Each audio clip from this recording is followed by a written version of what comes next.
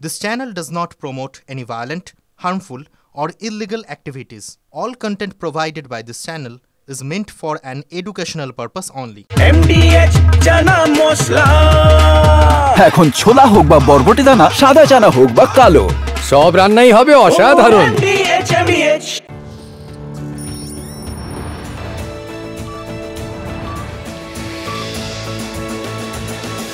বিকেল ৫টায় শুরু করছি আজকের পাঁচ কথা মানেই এখনো পর্যন্ত যা যা ঘটে গেছে তার মধ্যে থেকে ঝাড়াই বাছাই করে সেরা খবর নিয়ে আসি আপনাদের জন্য। আপনাদের সঙ্গে আমি মঞ্জিরা। আর শুরুতেই আবহাওয়ার খবর। দেখুন, আমরা আপনাদের জানাচ্ছি যে পুজোর আকাশে কালো মেঘ, নিম্নচাপের জেরে দুর্যোগের আশঙ্কা। পুজোয় প্রায় রোজই বৃষ্টির পূর্বাভাস। দক্ষিণবঙ্গে ভারী বৃষ্টির সতর্ক বার্তা। পুজোর শেষের দিকে বৃষ্টির পরিমাণ বাড়বে বলেই জানা যাচ্ছে। আর কি জানতে পারছি আমরা? কমলেশ এই মুহূর্তে আমাদের সঙ্গে রয়েছেন, আমাদের প্রতিনিধি। কমলেশ, সত্যি দুশ্চিন্তা, এর থেকে কি মুক্তির মেলার কোনো উপায় নেই? না, একেবারেই মুক্তি মেলার খুব একটা আশা দেখা যাচ্ছে না, বরং দুশ্চিন্তা আরও বাড়বে। কারণ একের পর এক সিস্টেম বঙ্গোপসাগরে তৈরি হতে চলেছে। এখন একটা ঘূর্ণাবর্ত আন্দামান সাগরে রয়েছে, সেটা খুব তাড়াতাড়ি আমাদের বাংলাদেশ উপকূলে চলে আসবে। এর জেরে 23 তারিখে দক্ষিণ 24 পরগনা এবং 2 মেদিনীপুরে ভারী বৃষ্টির সতর্কতা রয়েছে। এবং তারপরে আরও একটা নিম্নচাপ সৃষ্টি হবে এবং সেটা গভীর নিম্নচাপে পরিণত হয়ে বাংলা ওড়িশা উপকূলের দিকে সরে আসবে এবং তখন বৃষ্টি উত্তরোত্তর বাড়বে, যেটা আবহবিদরা বলছেন। চতুর্থী থেকে সপ্তমী এই পিরিয়ডে দক্ষিণবঙ্গের অনেক জেলায় ভারী বৃষ্টি হতে পারে। মূলত উপকূলের জেলাগুলোতে ভারী বৃষ্টির সম্ভাবনা থাকবে। এবং তারপরে যদি দেখা যায় অষ্টমী থেকে দশমী এই সময়টা আবহবিদরা বলছেন পুজো যত শেষের দিকে এগোবে তত বৃষ্টির পরিমাণ বাড়বে। এবং যদি আমরা একটু ম্যাপে দেখাতে বলি, আমাদের মূলত দেখা যাচ্ছে যে অষ্টমী থেকে দশমী এই সময় দক্ষিণবঙ্গে আরও জেলায় বৃষ্টি হতে পারে। এই যে দক্ষিণবঙ্গের একটা বিস্তীর্ণ অংশ জুড়ে স্বাভাবিকের থেকে বেশি বৃষ্টি, মূলত উপকূলের জেলায় প্রথমে ভারী বৃষ্টি হবে এবং তারপর দক্ষিণবঙ্গের অন্য জেলাতেও ভারী বৃষ্টি হওয়ার একটা আশঙ্কা থাকছে। কলকাতাতে দফায় যেখানে পুজো দেখতে লক্ষ লক্ষ মানুষ জেলা থেকে আসবেন, সেখানেও দফায় বৃষ্টির আশঙ্কা থাকছে। এবং অষ্টমী থেকে দশমী এই পিরিয়ডে উত্তরবঙ্গেও ভারী বৃষ্টির আশঙ্কা রয়েছে। যে সময়টা অনেক মানুষ হয়তো উত্তরবঙ্গে ঘুরতে যাবেন, তারাও বৃষ্টির মধ্যে গিয়ে পড়বেন। মঞ্জিরা। কমলেশ, আপাতত তোমাকে ধন্যবাদ। অর্থাৎ পুজোয় অসুর হচ্ছে নিম্নচাপ বৃষ্টি, পুজোয় বৃষ্টি হচ্ছেই, অন্তত এই মুহূর্তে যা খবর সেটাই জানাচ্ছিলেন আমাদের প্রতিনিধি কমলেশ চৌধুরী।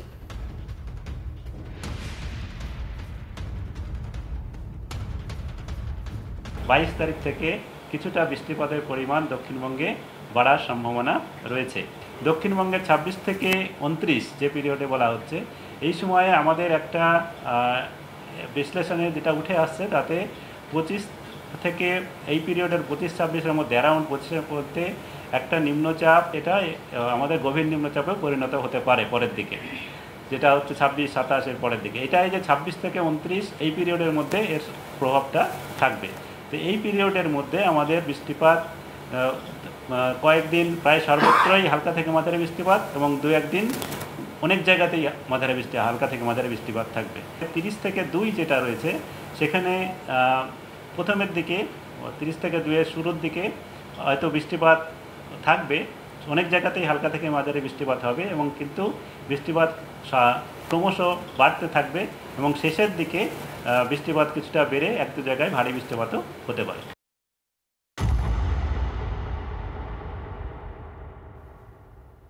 মালদায় চলুন। মালদার ভূতনিতে বাঁধ ভেঙে প্লাবন, ঘরেই জমে হাঁটু জল, খাট থেকে পড়ে ডুবে মৃত্যু এক লোকের। বানভাসী ভূতনির বিস্তীর্ণ এলাকা জলে ডুবে এখনো পর্যন্ত 3 জনের মৃত্যু। উত্তর চণ্ডীপুর, পশ্চিম নারায়ণপুরের পরে এবার হীরানন্দপুর। বিছানা থেকে পড়ে জলে ডুবে মৃত্যু হয় শিশুর। পুলিশ সূত্রে খবর, মৃত শিশুটির নাম সুমিত মণ্ডল। হঠাৎ করে চৌকি থেকে নিচে পড়ে যায় ওই ছোট্ট শিশু। ঘরের জমা জলেই ডুবে মৃত্যু। এর আগে একজন 6ষ্ঠ শ্রেণীর নাবালিকা ছাত্রী, একজন প্যারামেডিক্যালের ছাত্রের মৃত্যু হয়েছে। বন্যার জমা জলে বাড়ছে চিন্তা। বছর বছর বাঁধ ভেঙে প্লাবিত হয় ভূতনি। বাঁধ মেরামতি নিয়ে কেন্দ্র রাজ্য দড়ি টানাটানি অব্যাহত, কিন্তু এই মৃত্যুর দায় কার? ভূতনি শঙ্করটোলা এলাকাতে রয়েছি এবং এখানে বাঁধ ভেঙে যাওয়ার পর প্রথমবার যে বাঁধটা ভাঙে, সে বাঁধটা ভাঙার পরে এবারে পুরোটাই জলমগ্ন এবং একের পর এক বাড়ি, মানে আমার আশেপাশেই প্রায় 50টা থেকে 60টা বাড়ি আছে পরপর, সেখানে কিন্তু প্রত্যেকটা বাড়ি জলের তলায় এবং তারা ছাদে আশ্রয় নিয়েছে। আর ছাদে আশ্রয় নিয়েছে, কেউ মানে বাইরে বেরোনোর সুযোগটা নেই এবং কেউ এখনও পর্যন্ত টানা প্রথমবার বাঁধ ভাঙার পর এখনও পর্যন্ত কেউ কেউ খাওয়ার পর্যন্ত দিতে আসেনি। কোনো ত্রাণের ব্যবস্থা নেই। ত্রাণের জন্য কোনো ব্যবস্থা হয়েছে না? নিচে নামতে পারছেন? না, পারছি না, জল হেলাও, চলতে পারে না, ওপরেই আছেন। এখন এই ভূতনিতে কিন্তু সেচ দপ্তরের কর্তারা আর কেউ নেই। সেচ দপ্তর আজ থেকে কাজ বন্ধ করে দিয়েছে। সেচ দপ্তর এখান থেকে যে কাজগুলো করছিল, যেহেতু চিফ ইঞ্জিনিয়ার, সুপারিনটেন্ডেন্ট ইঞ্জিনিয়ার এবং এক্সিকিউটিভ ইঞ্জিনিয়ার তিনজনকেই সরিয়ে দেওয়া হয়েছে। এরপর থেকে সেচ দপ্তর আজকে আমাদেরকে জানিয়েছে যে এখানে সেচ দপ্তর বাঁধ নিয়ে এই মুহূর্তে কোনো কাজ করছে না। মানে যে বালির বস্তা দিয়ে বা অন্যভাবে জল আটকানোর চেষ্টা করা হচ্ছিল সেটাও কিন্তু করা হচ্ছে না। এই প্রথম নয়, আগেও এ রাজ্যে জমা জলে একাধিক মৃত্যু হয়েছে। 2রা আগস্ট বিরাটিতে, সেখানে জমা জলে ডুবে মৃত্যু হয় 5 মাসের শিশুর। তার আগে মহেশতলা, সেখানে পুকুর থেকে উদ্ধার হয় যুবকের দেহ। বেহাল নিকাশির অভিযোগ তুলে তো সরব হন স্থানীয়রাও। ছবি দেখাচ্ছি আপনাদের, দেখুন বিরাটি এবং মালদার ছবি। এবং তারপরেই আজকের ভূতনির ঘটনা। কোনো ক্রমে এই জানলা দিয়েই আমরা ঘরের ভেতরে ঢুকেছিলাম, যে ঘরটা সম্পূর্ণভাবে জলে ভরা রয়েছে। কোনো ক্রমে একটা জায়গায় চৌকি পাতা আছে, সেই চৌকির মধ্যে গোটা পরিবার একসময় মানে কোনো ক্রমে একসাথে মিলেমিশে জায়গা করে আছে। আর নিচে কেউ সেই জল বার করার আপ্রাণ মরিয়া চেষ্টা চালাচ্ছে। এইভাবে শুধু একটি ঘর নয়, আশেপাশের সমস্ত বাড়ি কিন্তু একই অবস্থা। সব বাড়িগুলোই সম্পূর্ণভাবে জলের তলায় এবং সবচেয়ে বড় কথা যে একজন প্রায় না খেয়ে আছে, তাদের কাছে খাবারটুকু পৌঁছচ্ছে না। বৃদ্ধ যারা অসুস্থ, তাদের কাছে ওষুধটুকু পৌঁছচ্ছে না এবং তাদের জন্য কোনো নৌকার ব্যবস্থাটুকু রাখেনি প্রশাসন। তাহলে কী করছে? বারবার, শুধু একদিন দুদিন নয়, টানা 2 মাস প্রায় সময় ধরে এরা কিন্তু জলবন্দী। অথচ একের পর এক বাঁধ ভেঙে যাচ্ছে এবং কোনো রকম কোনো হেলদোল নেই।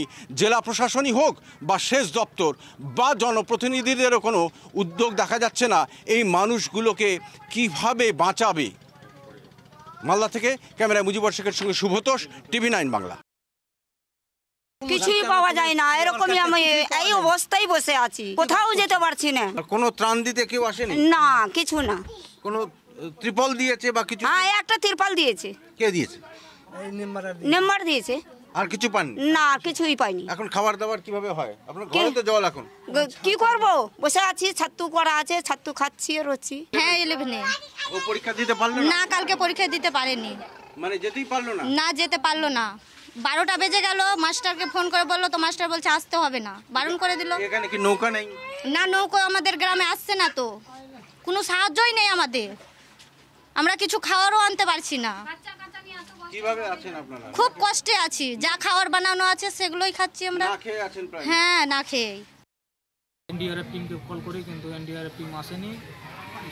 না আসার ফলে আমাদের গ্রামবাসীরাই জাল নিয়ে এবং নৌকা নিয়ে এবং সাঁতার কেটে খোঁজাখুঁজি চালু করার পরে আমরা প্রায় 1 ঘন্টা পরে তার মৃতদেহ পেয়েছি।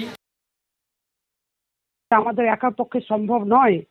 গঙ্গার মতো নদীকে রাজ্য সরকারের পক্ষে মানে কি বলবো, আর পার্মানেন্ট সলিউশন করা সম্ভব নয়। কেন্দ্রীয় সরকার এগিয়ে আসুক, আমরা চেষ্টা করছি যে না ভাঙে, কিন্তু প্রকৃতি গঙ্গা আমাদের মালদার জন্য অভিশাপ, আমরা থামতে পারছি না। এবার দুর্নীতি হয়েছে কি দুর্নীতি হয়নি, কি প্ল্যান মাফিক হয়েছে, কারো কোনো অভিযোগ আসলে আমাদের ডিপার্টমেন্টাল তদন্ত হবে বা ডিএম এর কাছে অভিযোগ করুক, বিডিওর কাছে অভিযোগ করুক। সব একর চলে যাচ্ছে, জলেও কোটি কোটি টাকা চলে যাচ্ছে। এটা ঠিকই যে হয়তো আমরা খুব শক্তভাবে পাথর দিয়ে যদি আগাগোড়া আমরা বাঁধাতে পারতাম তাহলে হয়তো রক্ষা পেত, কিন্তু এটার জন্য তো অর্থ দরকার। বিজেপি তো বলে খালাস, টাকাটা দেবে কে? ভূতনি থাকবে কিনা সন্দেহ। অবস্থা খুব খারাপ অবস্থা, এর থেকে বাজে অবস্থা হয় না। জনস্বাস্থ্য কারিগরি দপ্তরের ঠিকাদারদের বকেয়া 5,000 কোটি। অভিযোগ দীর্ঘদিন ঠিকাদারদের বকেয়া টাকা মেটাচ্ছে না রাজ্য। দেওয়ালে পিঠ ঠেকেছে স্বেচ্ছামৃত্যুর আর্জি তাই ঠিকাদারদের। জমাকৃত বিলের অঙ্ক প্রায় 5,000 কোটি টাকা এবং কাজ হয়ে গেছে, এখনো বিল হয়নি, বিল হতে যাচ্ছে, তার পরিমাণটা প্রায় 2,500 কোটি টাকা। অত্যন্ত দিশাহারা, আমাদের টাকা আনার আর কোনো সোর্স নেই, আর টাকা ধার করার কোনো রাস্তা নেই। ব্যাংক লোন যেটুকু দিয়েছে তারপর অ্যাডিশনাল টাকা তারা দিতে পারবে না। সারা বাংলার প্রায় 4,000 ঠিকাদার অত্যন্ত দিশাহারা, মৃত্যুর অপেক্ষা করা ছাড়া কোনো উপায় নেই। স্বেচ্ছাবৃত্ত কেউ নেবে না, করবে না, শিক্ষা দীক্ষা আমাদের মধ্যে নিশ্চয়ই আছে। জীবন আজকে সত্যি বিপন্ন। রাজ্য ঠিকাদারদের বকেয়া না মেটানোয় ক্ষুব্ধ হাইকোর্টও। নির্দেশ না মানায় রাজ্যের 2 সচিবের বিরুদ্ধে আদালত অবমাননার রুল জারি আদালতের। অর্থ সচিব ও নগর উন্নয়ন দপ্তরের সচিবের বিরুদ্ধে রুল জারি। রায়গঞ্জ পুরসভায় ঠিকাদারদের 15 বছরের টাকা বাকি। কেন সচিবদের বিরুদ্ধে পদক্ষেপ নয়, ব্যাখ্যা চাইল ডিভিশন বেঞ্চ। রাজ্যকে অবিলম্বে ঠিকাদারদের টাকা মেটানোর নির্দেশ। এর আগে 14 জুলাই টাকা মেটানোর নির্দেশ দিলেও মানেনি রাজ্য। রাজ্য ঠিকাদারদের বকেয়া না মেটানোয় ক্ষুব্ধ হাইকোর্ট। নির্দেশ না মেনায় রাজ্যের 2 সচিবের বিরুদ্ধে আদালত অবমাননার রুল জারি আদালতের। অর্থ সচিব ও নগর উন্নয়ন দপ্তরের সচিবের বিরুদ্ধে রুল জারি। রায়গঞ্জ পুরসভায় ঠিকাদারদের 15 বছরের টাকা বাকি। আদালতের আজ কি বক্তব্য ছিল সবটাই এবং পর্যবেক্ষণ কি জানবো, শ্রাবন্তী শাহ আমাদের সঙ্গে রয়েছেন, জানাবেন শ্রাবন্তী। দেখো, হাইকোর্টের একাধিক নির্দেশের পরেও রাজ্য বকেয়া মেটায়নি, তার জন্যই এই আদালত অবমাননার মামলা হয়েছিল। শেষ পর্যন্ত রাজ্যের আরবান ডেভেলপমেন্ট সচিব, অর্থ সচিবের বিরুদ্ধে রুল ইস্যু করেছে কলকাতা হাইকোর্ট। বিচারপতি রাজশেখর মান্থা ডিভিশন বেঞ্চ তাদের নির্দেশ যে কেন তাদের বিরুদ্ধে আইনি পদক্ষেপ হবে না তার ব্যাখ্যা দিতে হবে। সাধারণভাবে রুল ইস্যু করলে ব্যাখ্যা দিতে হতে হয়, এর ক্ষেত্রে অর্থ সচিবকে সেটা জানাতে হবে যে কেন এই ধরনের নির্দেশের পরেও বকেয়া মেটানো হয়নি। 2010 সালে টেন্ডার প্রক্রিয়া অংশ নিয়ে কাজ করলেও প্রায় 80 লাখ টাকা এখনো বকেয়া রয়েছে এই ঠিকাদারে। শেষ পর্যন্ত তারা কলকাতা হাইকোর্টে আসেন। তারপর 14 জুলাই টাকা মেটানোর নির্দেশ দিয়েছিল কলকাতা হাইকোর্ট, কিন্তু তারপরেও টাকা মেটানো হয়নি, তারপরে এই রুল জারি। ধন্যবাদ শ্রাবন্তী। রাজ্যের সরকার নতুন করে আমাদের পাড়া কি আমাদের সমাধান নাকি 8,000 কোটি টাকার প্রকল্প ঘোষণা করেছে। যে সরকার ঠিকাদারদের বকেয়া পেমেন্ট দিতে পারে না, সেই সরকার আবার আমাদের পাড়া আমাদের সমাধান করবে কি করে? ভাউতাবাজি চূড়ান্ত। যে রাজনৈতিক দল আপনাদের স্বেচ্ছামৃত্যুর দিকে ঠেলে দিচ্ছে, তাদের বিরুদ্ধে বিবৃতি দিয়ে নিজের রাজনৈতিক পরিচয় লুকিয়ে রেখে আমার মনে হয় না কোনো লাভ হবে। রাস্তায় নেমে এই সরকারের ভাউতাবাজির বিরুদ্ধে মুখ না খোলেন, তাহলে আপনাদেরও পেমেন্ট হবে না। কেন্দ্র এবং রাজ্য সরকারের এখন তত্ত্ব হচ্ছে ঋণং কৃত্বা ঘৃতং পিবেত। উৎসবে কোটি কোটি টাকা বিলি করছেন ক্লাবগুলোকে খুশি রাখার জন্য, হাতে ধরার জন্য, অথচ মানুষের যে বকেয়া আছে, কর্মচারীদের যে বকেয়া আছে, কন্ট্রাক্টরদের যে বকেয়া আছে, সেগুলোকে তারা দিচ্ছেন না।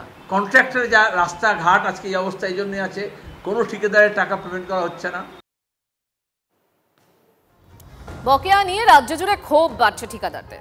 কেন্দ্রের ঘাড়েই দায় ঠেললেন জনস্বাস্থ্য কারিগরি মন্ত্রী। অগস্ট 2024 থেকে টাকা দেয় না কেন্দ্র, ঠিকাদারদের সঙ্গে আমি সমব্যথী। TV9 বাংলাকে বললেন মন্ত্রী পুলক রায়।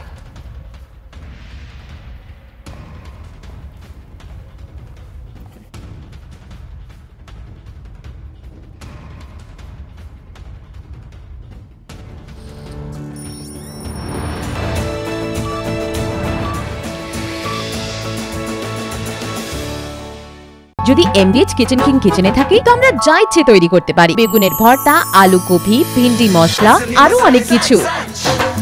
MDH